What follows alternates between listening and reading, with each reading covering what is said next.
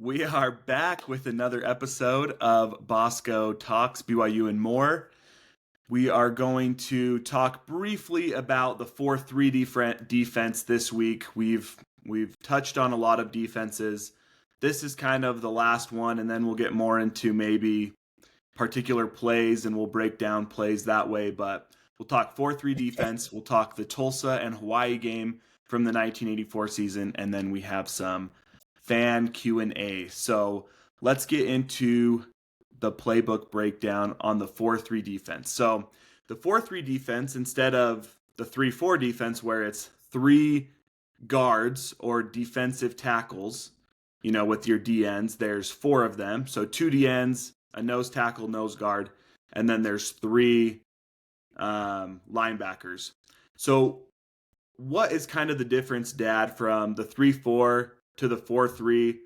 What defenses do you play out of the 4-3? Is that more against run-heavy teams like an Air Force, or talk a little bit about the 4-3 and how it differentiates and what are kind of the weaknesses? Yeah, the biggest thing is like a 3-4 defense, there's probably going to be someone over the center, or he's going to be shaded on the center. A 4-3 defense is a very basic defense. You have four defensive linemen. Typically, the center's not covered, but he can. Sometimes you could be in an over defense, which is over the center guard tackle, or an under defense, away from the tight end, guard center tackle as well. So 4-3 is pretty basic. The big thing there, as far as BYU is concerned, in the pass, there could be different line calls, but basically the center doesn't have anybody over him. So the guards and tackles have the big guys, and then the center, when he snaps it, he drops back a little bit and looks for backers. And he'll take one of the backers. So if one backer comes to the left, he's going to pick him up. If two backers come from the left, and if you have pass protection where a halfback can pick him up, then you got that picked up over there.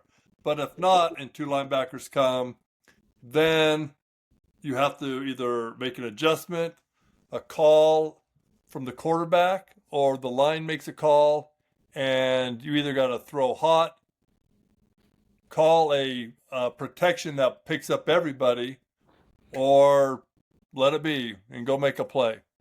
And so basically in a 4-3, you can run a lot of different coverages. I mean, you can run two deep, double man, two deep zone, strong zone, man, blitz coverage. So you can pretty much do anything you really want to do. You can run four deep coverage. And so to me, it's a little bit easier, especially for an offensive lineman. It's very basic calls, and you kind of really know who you have. And then the only thing you have to figure out is if they twist and do different things where you may have to switch as linemen. But it's not that complicated as a front. Is a lot of that more of a coach's scheme and what they want to do being in a 4-3 or a 3-4, or is a lot of it dependent on who you play? Like when you were playing, Air Force, you guys are obviously playing a little bit different than Wyoming, who was a little more pass heavy, where Air Force was running the option. Does that change depending on the player, or is it more, this is the scheme we run a 3-4 or a 4-3, and then this is kind of what we do differently depending on if it's a pass or a run team? Yeah, I think it's all based on personnel. If you have four stud linemen, you're probably going to play a 4-3. Yeah. Okay. We played, back in BYU, we played more of the 3-4 because we had Kurt Govea, Leon White, Kerry Whittingham, and Marv Allen. And they were all four really good linebackers. Yeah. And so we did a little bit more of that. Then obviously you have rotations, you have different people playing, but that was kind of our base thing. We played a lot of strong zone behind that. But back in the 80s, I mean, they have a lot more coverages and a lot more fronts now, or even in the 90s and early 2000s, than they did back in the 80s. And so just times change, and a lot will determine on personnel and what you want to play and who you're playing against. against the Air Force, if they don't really have a throwing quarterback, you're probably going to stack the box a little bit, and that's just another conversation because of the wishbone. But it's kind of a coach's decision, the coordinator, and what he wants to do and what he feels comfortable with. Yeah. Awesome. That's a great breakdown. All right, let's get into the Tulsa game. So this is game 2 or game 3, the second home game.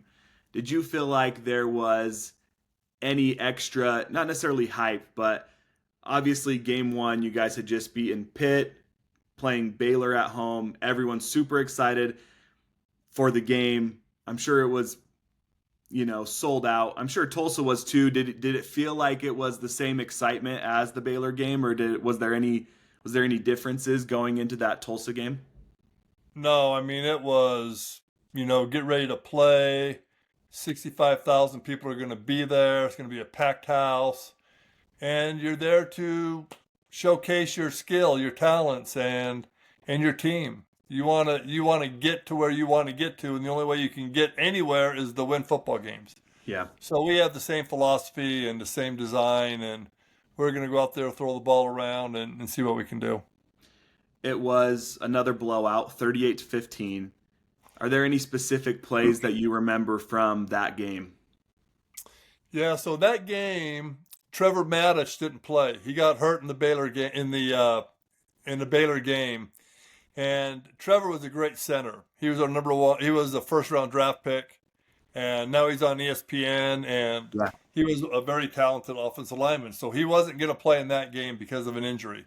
So Robert and I was the center, and he was typically our right guard at the time. So the very first play of the game, I think we have a pass play, and their nose guard, not exaggerating, had to be at least 6'9", 350 pounds. He was massive. And so on the very first play, I thought he was standing up, but he was in a stance looking square in my eyes. I'm like, this guy's huge. First play of the game, I take the snap, I take a step back. He takes Robert, throws him to the side. He reaches up, grabs my jersey, and just chucks me down. And I'm like, oh boy, here we go.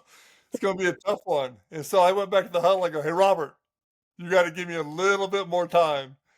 And, a little chuckle here and there. And I never said anything to irritate my guys up front.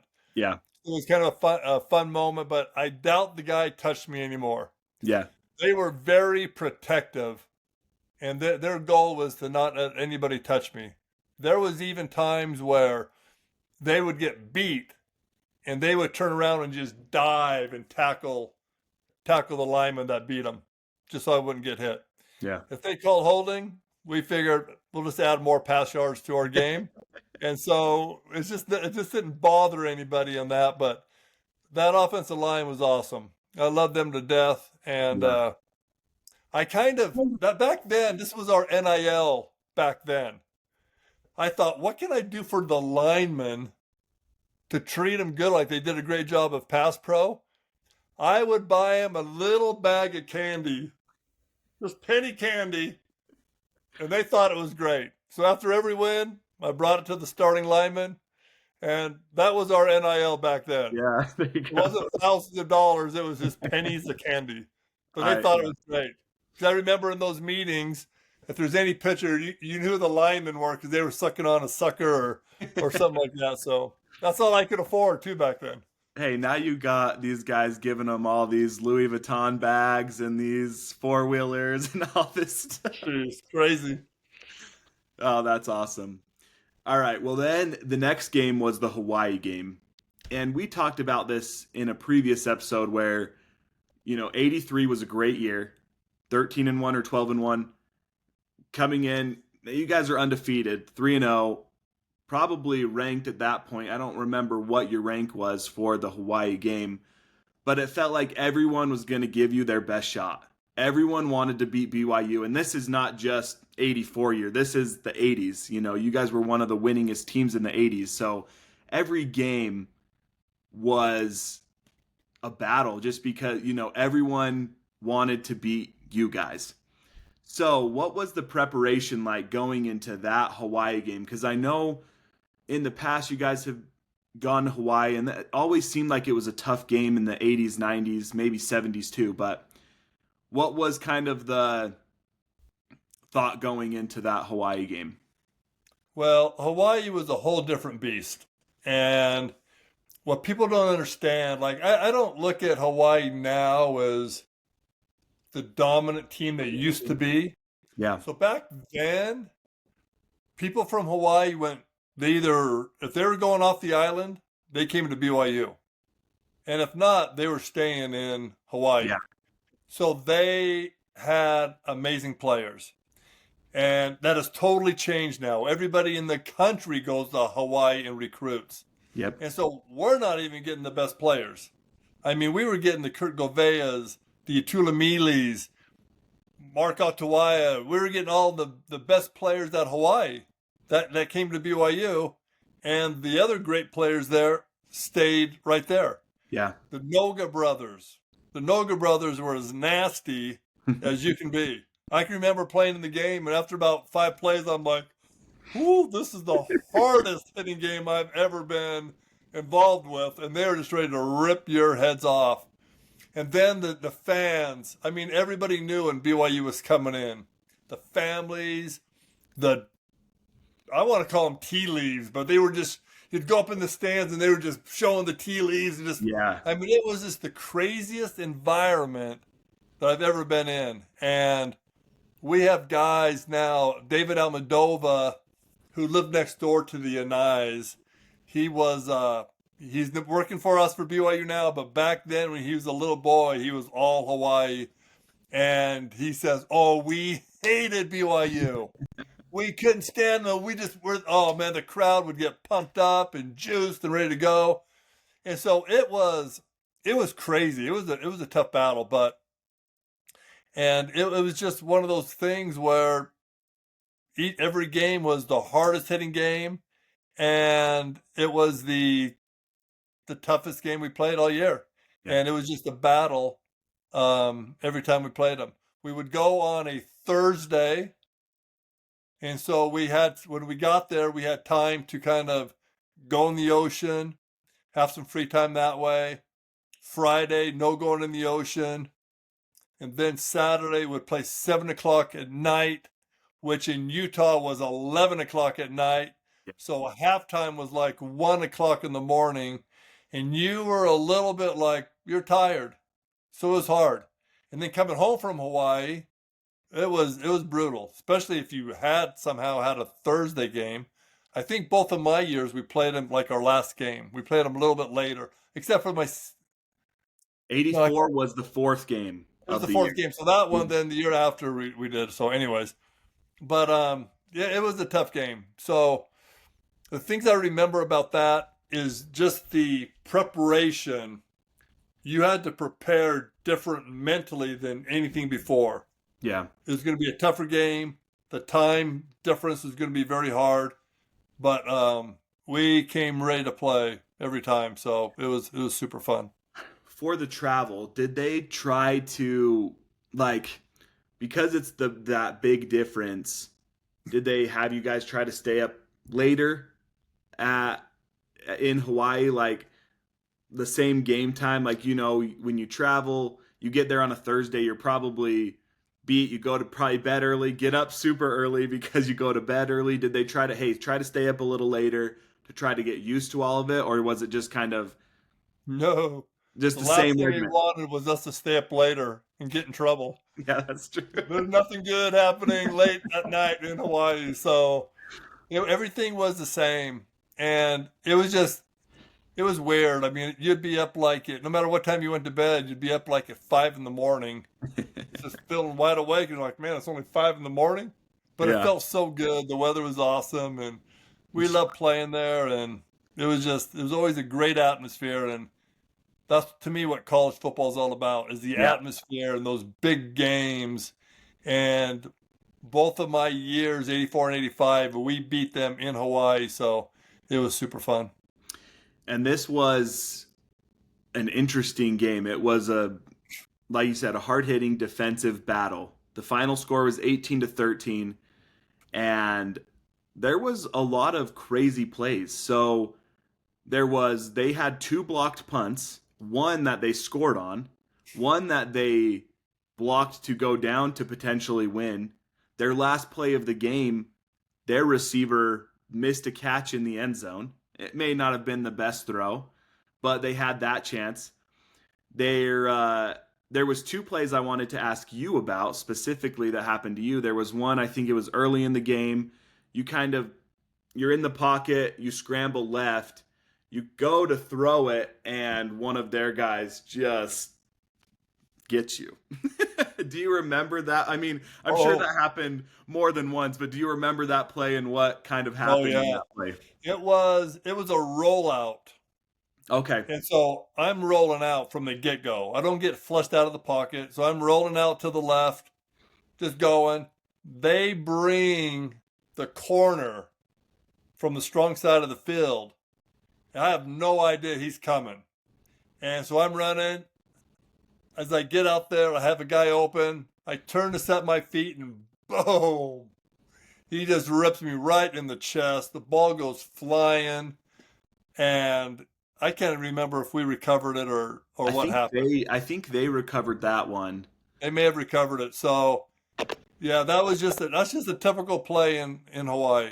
Yeah. And but it's just part of the game, and I'm glad it didn't happen too much because that one hurt a little bit. Yeah. The first scoring play was a Lee Johnson 46-yard field goal.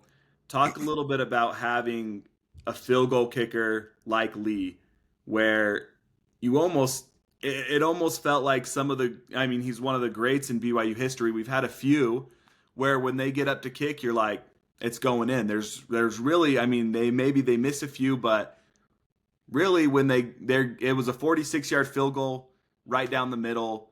I don't think he missed very many kicks in 84. Talk about, as a quarterback, kind of what that means to you and the mentality, kind of, can you take more shots downfield because hey, we're in field goal range. What is that like when you have a good field goal kicker? Yeah, well, LJ kicked off, he punted, and he kicked field goals. So he did it all. He had one of the strongest legs I've ever seen. So he could always get you out of trouble. Like going back to the Baylor game. One time we were backed up, it was 4th down, and I think we had to snap the ball on about the 10-yard line coming out, and we had to punt. So LJ, when he did his footwork, he kicked it from the goal line,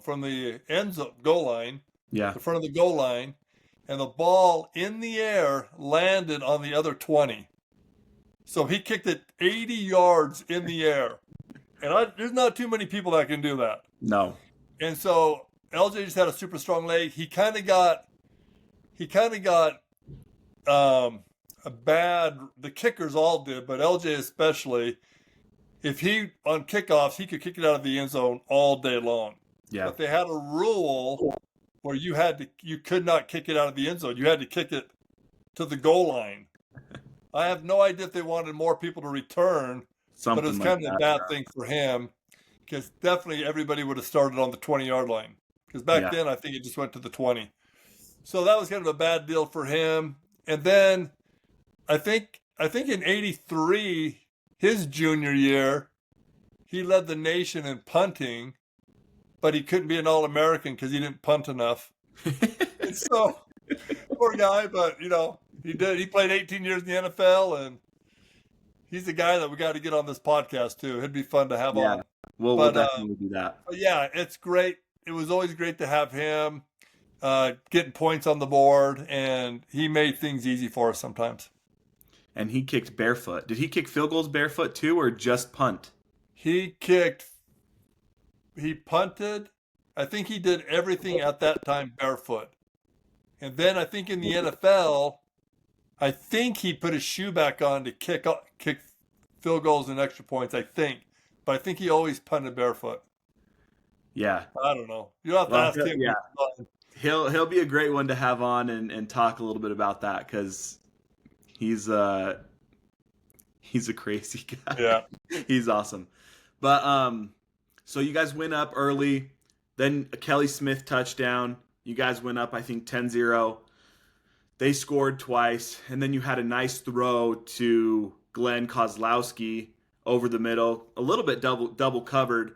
Do you remember that play? What happened? Was there a breakdown? Was that the play call? What do you remember from that play? Yeah, I mean it was just a regular play. He came across the middle.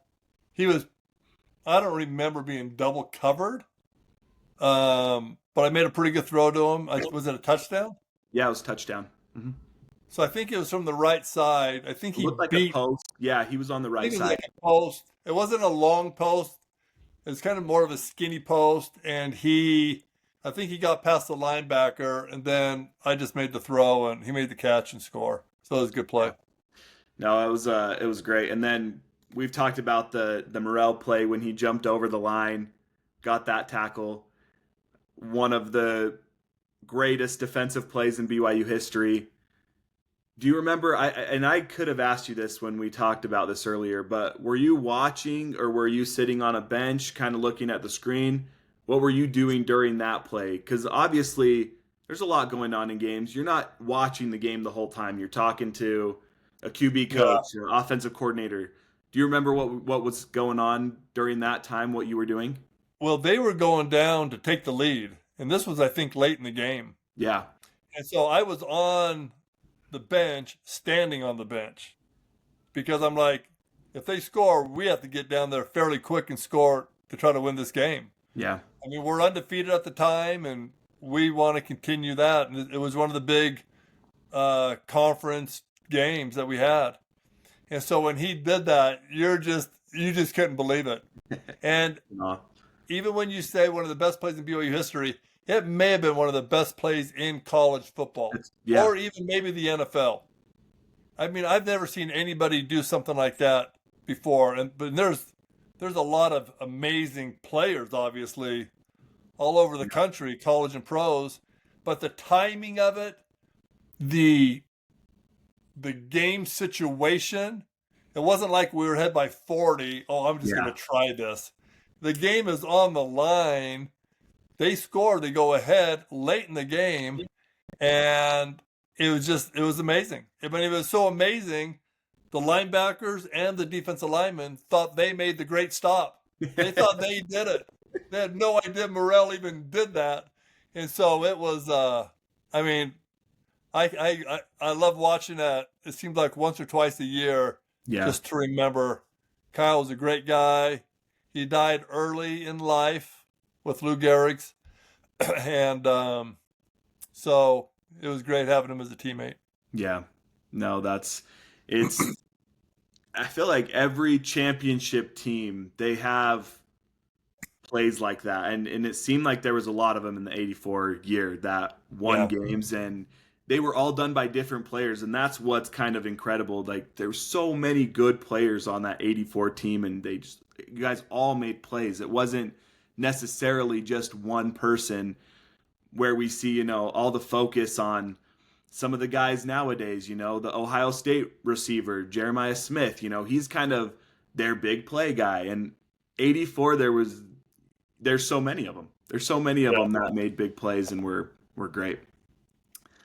All right. So to end, we'll have two questions, two fan Q&As. One you may have answered already in this podcast. It's which road trip was the most fun as a player? And we'll set aside Hawaii. I don't know that one's the most fun. I think the Thursday maybe was the most fun, but You mean the most fun playing or being there? let's do both. Let's do both. Well, being there was definitely Hawaii. I never got to go to Hawaii. Yeah. I was in Hawaii like probably 4 times as a player.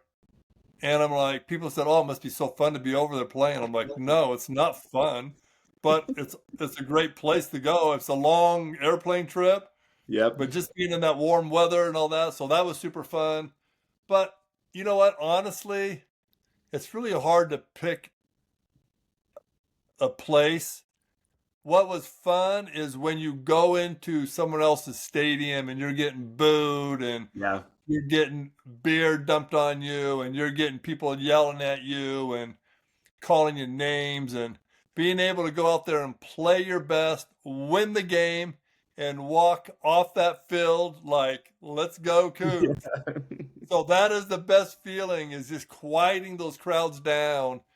But, road trips are tough, and that's the way you want it. That's what makes you a better player and a great team, is who can win on the road. Yeah. It's a little bit easier. You don't win every game at home, but it's a little bit easier when the fans are supporting you and you're all there and you have 60,000 rooting you on. Yeah. But when you have 40,000 rooting against you, it makes it tough. So Yeah. I really never looked at it like, man, what is my favorite place to play? But it's really cool. I Nice. think now when we get to play in NFL stadiums, I Yeah. think people probably like those because it's cool to play in an NFL Really stadium. awesome. Yeah. Okay, last question. If you weren't a QB, what position would you have wanted to play in football? I would be a shooting guard in basketball, or I would be a center fielder in baseball, or I would golf.